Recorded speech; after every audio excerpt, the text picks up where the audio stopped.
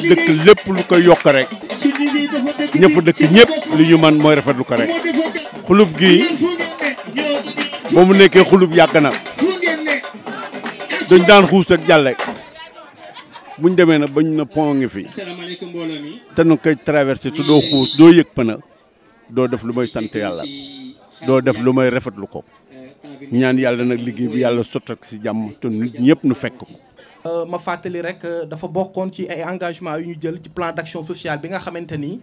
moom la ñu xaatim li ñu namm def ci commune bi ci protocole bi ñu tëral ak mairie Bargny ak waa Sénélec. donc tey soo leen xoolee lancement travaux yooyu dafa am benn volet boo xam ni ma ko waxee sànq désenclavement la maanaam pour yombal askan bi seen dem ak dikk. maanaam muy passerelle bi nga xam ni dañ ko war a def ci lac bii du xulub ndax projet boobu sax pour fàttali bu ñu commencé woon exploitation la ñu waxoon ni lañ koy def mais gis ni jàmbat yi ak aajo yi daf ci tar loolu nit ñi tout le temps ñu ñuy wax bu nawet bi dikkee dañuy am jafe-jafe pour jaar fii pour dem Bargny Géej wala pour même dem ci centrale bi ñu ne kon projet boobu nañ ko baral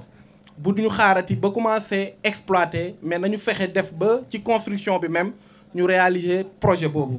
yàlla mi dara tëwul suturaal nañu ba mujj na sotti incha allah ba tey li sabab jotaay bi mooy wax ni dinañ ko door te entreprise bi ko war a def doomu Bargny la ay Bargny waa ñooy liggéey ci entreprise boobu.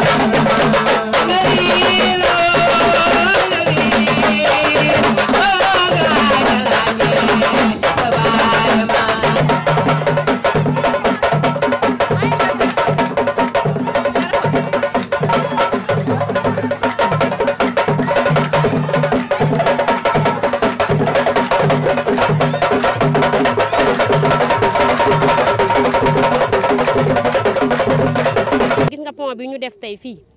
bu xesee ba nawet jot 3 mois 4 mois suñu kër la ñuy toog dootuñu liggéey lu waay liggéeyoon nekk jaboot mu dugg ci yow dootoo liggéey parce que lii mooy suñu liggéey moom la ñu xam parce que fii day indoon di am ndox kenn mënu fi jaar muy xulub bi te dañu juddu fekk ka fi depuis suñuy maam ba léegi nii lañu fekk place bi ñu juddoo ba léegi mosul am benn changement kon bu yàlla dogalee ñu ñëw fi ñu fekk fi monsieur le maire Abou Ahmed Seck yàlla dogal si coobareem ñu war a fas yéene changer fii ba ñu am pont suñuy doom ñëw fi di fi tàggat seen yaram ñu fiy liggéey amuñu am place yu ñu jaaree fu ñu daa dem amuñu place fii la ñu am mooy place su xale yi fi la ñu defee sport ngon bu yàlla dogalee pënu yi lañ doon jaar ay cas yu ne fekk nañu si parce que ay magi jëmm ñoo fii jaar yàlla dogal ñu daanu fii si pënu yi te xam nga mag mënul jéggi ci pënu yi di fi ñëw. yàlla dogalee tey si coobareem ba loogu lim ñu teggaku nu tey ñu am pont boo xamante ne su la ñuy jaaree liggéey mucc ayib dellu si jàmm ak salaam dañu koy sant yàlla julli si yonant bi. CS compagnie d'électricité du Sénégal dafa jëloon ay engagement vis-à-vis population Bargny ñun dañu juddu fekk fi xulub maire bi depuis 1990 maire bi mu ngi fi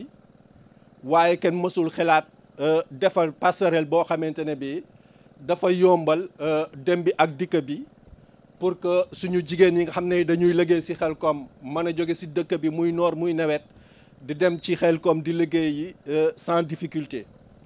xale yi nga xamante ne aussi dañuy nekk fii seen terrain d'entraînement yi di football xam ngeen ne nawet lañ koy def te nawet xulub bi day am ndox donc loolu dana faciliter aussi xale yi ñu mën di jóge ci dëkk ba di ñëw fii seen terrain de sport yi di def seen ay entraînement donc mënuñu lu may di remercier encore une fois CS ci engagement yooyu muy jël xam ne mu ngi ci taxaw. kontaan nañu ci projet parce que lii njëriñam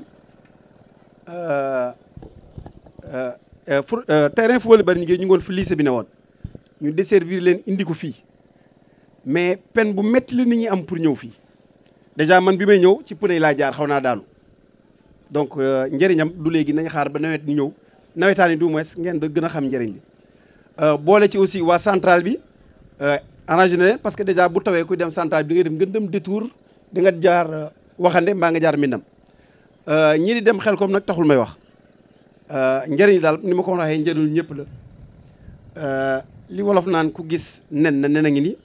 ku gis lëg lëg ngi ni wax dëgg yàlla monsieur le maire yaa ngi liggéey. ñu ngi nuyu ñëpp ñi nga xamee ni ñëw nañu teewe bés bii li ñu fi indi tey day lu am solo li tax mu am solo mooy premier acte boo xamee ni dañ koy poser de manière officielle et publique pour commencer tàmbali exécuter li nga xam ni mooy waxtaan wi waa Bargny amoon ak waa CS waa Sénélec waa mairie ci autorité préfet du département Baye Oumy Gueye. tey passerelle bi moo ñu fi indi ak benn canal d'évacuation ma bëggoon a wax ni projet yooyu ñaar yooyu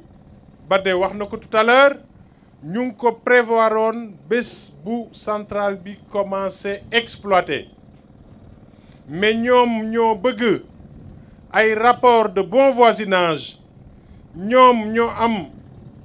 élégance su ni problème bi tar na gis nañu xale yi football fii gis nañu femmes yi dem Xelkom gis nañu waa Minam gis nañu seen personnel bi jóge Bargny ñu ne nañu jéem a anticiper pour effectivement permettre ñooñu ñu mën a traverser xulub mais engagement bii ñu ngi ko prévoiroon bés bu ñu tàmbalee ñoom bés bu ñu tàmbalee exploiter donc loolu Badara loolu commissaire Faye ñu ngi leen ci remercier ci anticipation boobu ngeen def may wax ni ñaari projet yooyu dafa bokk de manière globale ci projet defaraat Xelkom muy ay pàcc yu bëri pàcc bi ci njëkk mooy tàmbali nañ fa ay toilettes nawet bi moo ñu arrêté def nañ fa benn bureau benn conteneur ba nga xam ni c'est nos partenaires aussi ñooñu ko jox ñu teg ko fa éclairage public bi également bu noppi ñu boole ci lii nii parce que ci viabilité surtout Xelkom la bokk pont bi ñuy wax nii canal bi ñuy def à peu près 150 mètres mu longer centrale bi pour recueillir ndoxu taw yi yóbbu ko fële ci xulub ci première phase bii la bokk deuxième phase bi mooy étude bi nga xam ne ñu ngi koy def Mor wax na ko sànq lenn moo ci des choisir ban entreprise moo koy def pour mu ñëw proposer projet bi et bien évidemment wax na ko tout à l'heure Thian le ministère de la pêche même ci budget année bii ñëw 2018 Omar Gueye jël na engagement bi daañu provisionner loo xame ni dañuy rejoindre centrale bi pour que Xelkom mën a doon le site le plus moderne du Sénégal ñun li ñu amal solo mooy ñi nga xame ni ay dizaines d'années ñu ngi liggéey ci site bii ñu am possibilité pour une fois defaral leen ko ñu liggéey ci ay conditions yu sell ñooñu man ñoo ma préoccupé mais pas ñiy waxantu ma bëggoon a wax ni première phase wax naa ko tout à l'heure mooy travaux d'amélioration la tudd deuxième phase bi étude bi moo koy préciser ñu def ko te yemuñu foofu parce que wax nga ko léegi am na fi ay burkinabé ay malien awma dara contre ñoom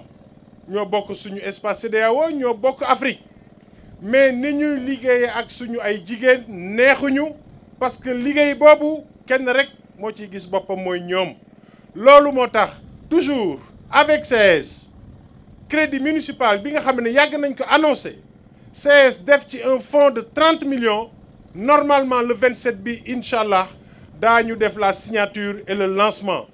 loolu day permettre ñu mën a lebal les femmes de Bargny notamment les femmes de Khelcom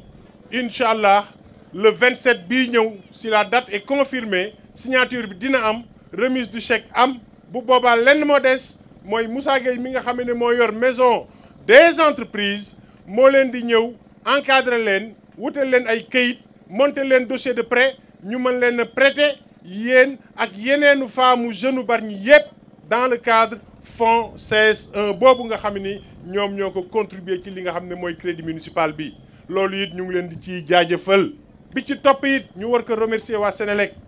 mooy fii centrale bi nekk xam nañu ñun ñëpp suuf si nan la demee woon dañu ko joxoon suñu mbokk yi nga xam ni dëgg-dëgg géej gi mi ngi doon lekk seen ay kër benn solution amu ci woon préfet jàpp na ci gouverneur jàpp na ci ba mairie bi mooy proposer solution foncière fële ñu tudde Bargny ville verte détails yi aw mu jotu dugg ci ñun dañuy liggéey di avancer détails yi du ma ci dugg ak ñeneen wax jooju du ma ci dugg mais foofu la ñu ne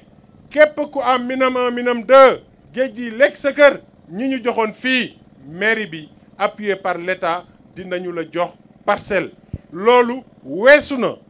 mais dañoo jàngoon nit ne site bii bañ leen ko joxee 2000 yàgg na 2006 bien même avant minam 1 minam 2 80 avant 2000 la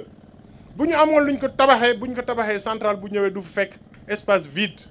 loolu moo tax ñu ni cette fois-ci du ñu répéter même erreur yi mooy jox leen suuf photo wu du dox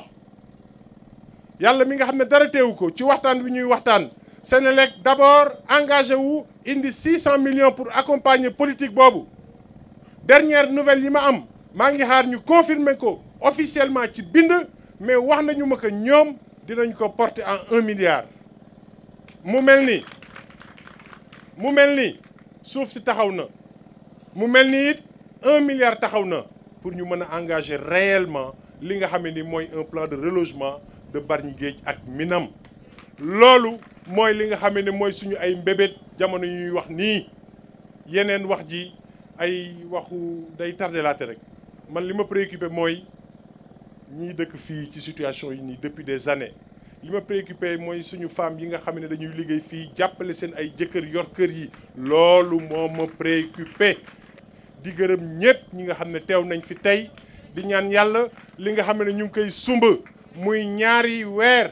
incha allah ñu jox ko nag doomu Bargny loolu lu am solo la ci pont bi Bara Gueye moo ko gagné moom moo defar pont bi nga xam ne moo nekk Waxande ki ko représenté ñëw na wax fii tout à l'heure canal bee ñuy defar de 150 mètres Pape Thierno ñu koy jaal di ko masawu waa Bargny sëram dafa wàññeeku loolu moo tax mënul teew fii loolu muy mbégte ci ñun parce que entreprise yu Bargny yi day wane ne am na lu ñu xam am na lu ñu mën te bu ngeen leen confier projet yooyu effectivement day wane ni yéen a ngi complètement investi pour que waa Bargny mën a gis seen bopp ci loolu may fàttali ni ñoom CS ñoom ñooy lancer appel d'offres yi ñooy def les analyses ñun exigence entre autres yi ñu am te ñu nangu ko mooy na doon ay doomu waa Bargny prochain rendez-vous bii ñëw ce sera pour distribution fourniture yi defoon nañu ko daaw avec une enveloppe de un peu plus de 10 millions eh bien incha allah daañu ko remettre choix wu date bi moo des ñu ngi xalaat le 27 mais fixé guñu ko officiellement bu ñu ko fixé yéen di ngeen koy xam loolu mooy lan mooy que ne CS s'investit pour le cadre de vie de Bargny mooy que ne CS mi ngi ci wut ay rapport de bon voisinage ak ñun modèle boobu la ñu bëgg ci entreprise yi fi nekk yépp gagnant gagnant